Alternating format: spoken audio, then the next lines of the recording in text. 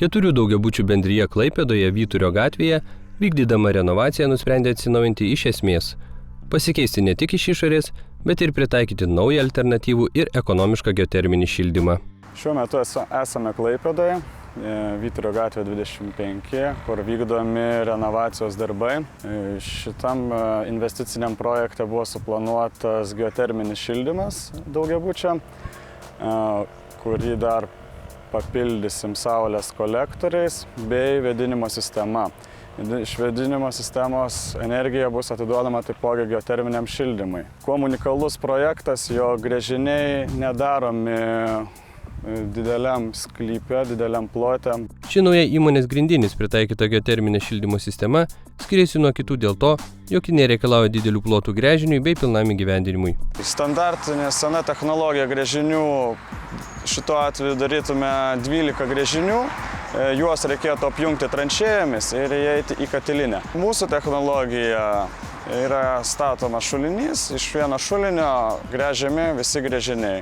Reiškia, mes sugadiname maksimum 4 kvadratinius metrus žemės. Papildomai įgyvendinant šį projektą, kiekvienam daugiabučiui buvo pastatyti saulės kolektoriai, kurie taipogi gamins šilumą. Vasarą 100% pagaminsim karštą vandenį iš saulės energijos. Žiemą karštam vandeniui ir šildymui bus naudojama geoterminio šilumos siurblio energija. Ši geoterminė šildymo sistema yra pritaikoma ne tik senos statybos, bet ir naujose pastatuose. Vienas tokių išmanių daugiabučių stovi Palangoje. Šičia yra sumontuotas geoterminis šildymas, nes dujų ir miesto šildymo atvesti į šitą vietą nepavyko. Todėl buvo pasirinktas alternatyvus šildymas, šiuo atveju geoterminis šildymas.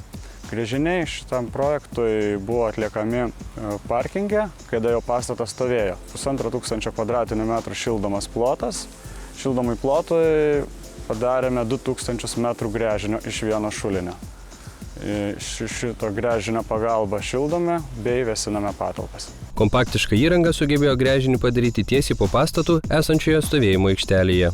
Didžiausias pliusas šito gręžimo technikos, jog mums nereikia ploto, kaip jau minėjome, ir gręžiame iš vienos vietos, iš bet kur. Kaip šituo atveju, tai didžiausias buvo pliusas, kad mes jau pastatytame pastate padarėme gręžinius. Unikali geoterminė sistema leidžia ne tik šildyti, bet karštomis dienomis ir vėsinti kambarius.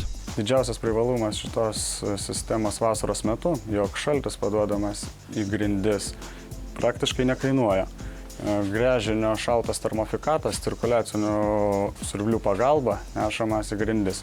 Kaip pavyzdys, 1500 kvadratinių metrų šaldomai plotui reikalinga tik 800 W elektros energijos. Nauja geoterminė šildymo ir vėsinimo sistema pasižymi vien tik privalumais. Tiek kaina, tiek įrengimo procesas ir tiek bendra valdymo priežiūra tik įrodo, jog tokia šildymo bei vėsinimo sistema iš alternatyvios greitai taps pagrindinė.